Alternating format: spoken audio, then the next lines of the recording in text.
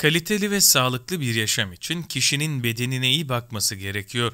Sağlıklı beslenmek, hareketli bir hayat tarzı, egzersiz ve spor yapmak, stres yönetimi, yeterli su tüketimi, düzenli ve kaliteli uyku zincirleme bir şekilde birbirine bağlı olarak sağlıklı kalmayı sağlıyor. Güçlü bir bağışıklık sistemi, ideal kiloyu korumak, yeterli kas kütlesine sahip olmak ve dengeli hormon aktiviteleri, zinde kalmak ve sağlıklı yaşlanmak için gerekli ögeler arasında yer alıyor. Memorial Endokrinoloji ve Metabolizma bölümünden doçent doktor Gökhan Özışık, sağlıklı bir yaşam için dikkat edilmesi gereken şu önemli uyarılarda bulundu.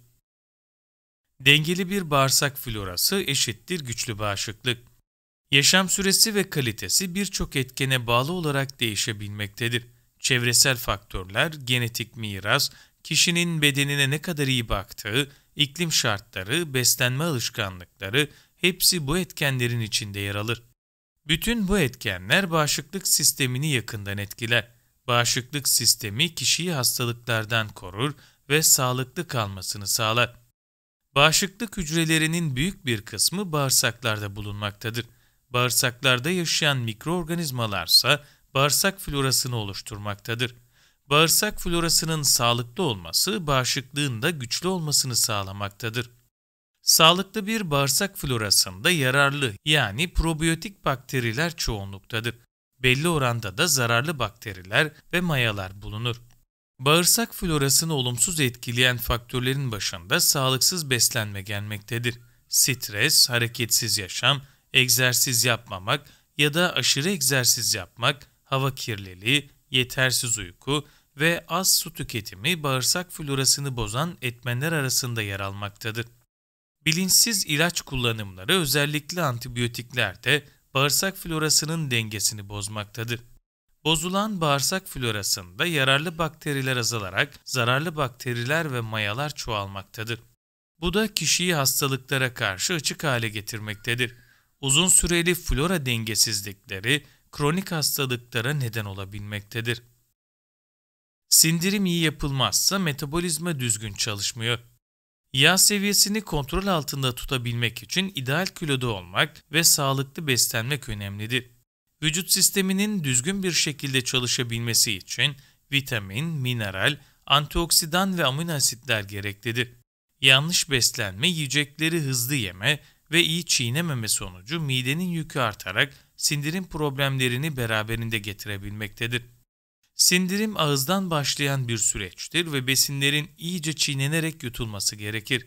İyi çiğnenmeyen besinler midenin ön sindirimini de olumsuz etkilemektedir. Eğer sindirim iyi olmazsa sindirilen ve metabolizmanın düzgün çalışabilmesi için gerekli olan bu mikro besinlerin emilimi düzgün yapılamaz. Kişi çok sağlıklı beslense bile düzgün emilim yapılamazsa bu maddelerin eksikliğinde dokular alarm vermeye başlar. Gıda intoleransı, bir gıdanın içindeki herhangi bir maddeyi vücudun tolere edememesidir. En sık görülen gıda intoleransı laktoz intoleransıdır. Laktoz ve gluten intoleransları da kişinin sindirim problemleri yaşamasına neden olabilir. Fazla şeker ve işlenmiş gıda tüketimi insülin direncine neden olur. Vücuda çok fazla işlenmiş gıda ve şeker girdiğinde vücut tepki olarak insülin ve leptin hormonunu salgılamaktadır. Bu hormonlar artmış şeker yüküne karşı şeker hastası olmamayı ve kilo almamayı sağlamaktadır. İşlenmiş gıdalar ve şekere sürekli maruz kalmak belli bir limit aşıldıktan sonra insülin ve leptin direncine neden olan metabolik bir sorun haline dönüşmektedir. Endokrin sistemindeki bu bozulma beyin de dahil olmak üzere bütün vücut sistemlerini olumsuz etkilemektedir. Sağlıksız ve yanlış beslenme sonucu metabolizmanın sürekliliğini sağlayan hormonlar vücut için sakıncalı hale gelebilmektedir. Erken yaşlanma, unutkanlık, depresyon, kronik hastalıklar bu olumsuz etkiler arasında yer almaktadır. Hormonlar bütün sistemlerin doğru çalışmasını sağlıyor. Hormonların dengesizliği beyni de etkilemektedir. Sempatik ve parasempatik sinir sistemleri insan beyninde bir otomatik pilot gibi çalışmaktadır. Bu iki sistem hormonların kontrolündedir. Sempatik sistem bir gaz, Parasempatik sistem ise bir fren ve yavaşlama sistemine benzetilebilir ve bir denge içinde olmaları gerekmektedir. Eğer sempatik sistem çok fazla kullanılırsa, yani adrenalin, kortizon ve büyüme hormonları gibi hormonlar çok fazla kullanılırsa, parasempatik sistem tarafından kullanılan serotonin, GABA, endorfin gibi vücuda sakinlik, dinginlik, mutluluk veren hormonlar daha düşük kalmaktadır. Sonuçta kişi hep gergin, asabi, çabuk patlayan, öfke kontrolünde güçlük çeken, uykuya dalmaktan zorlanan, sağlıklı düşünemeyen bir insan haline gelebilmektedir. Yanlış beslenmek ve uykusuz kalmak strese neden oluyor. Hormonların dengeli salgılanması kişinin hayatını da daha sağlıklı ve kaliteli bir şekilde geçirmesini sağlamaktadır. Gıda intoleransları, yanlış beslenme, enfeksiyonlar, uykusuzluk, vücudu strese sokan her şey böbrek üstü bezlerinden stres hormonlarının salgılanmasına neden olmaktadır.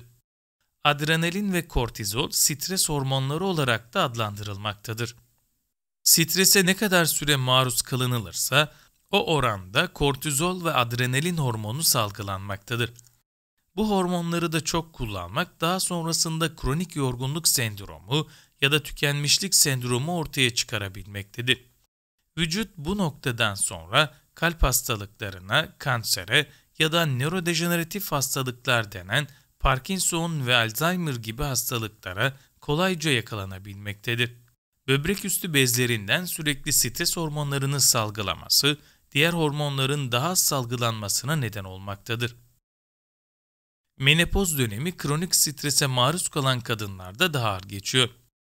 Sürekli strese maruz kalan bir kadın özellikle menopoz dönemiyle birlikte vücutta bazı hormonlarında azalmasıyla bu dönemi zor ve ağır bir şekilde geçirebilmektedir. Menopoz döneminde artık yumurtalıkların üretemediği dişilik hormonlarını böbrek üstü bezleri üretmektedir. Maruz kalınan uzun süreli stresler boyunca sürekli kortizol üreten böbrek üstü bezleri menopoz döneminde artık dişilik hormonu üretemezler ve bu durum menopoz öncesi ve sonrasında kadınları oldukça şiddetli etkilemektedir. Bu sebeple stresi doğru yönetmek kadınların menopoz dönemlerini daha sağlıklı ve rahat geçirmelerine olanak sağlamaktadır.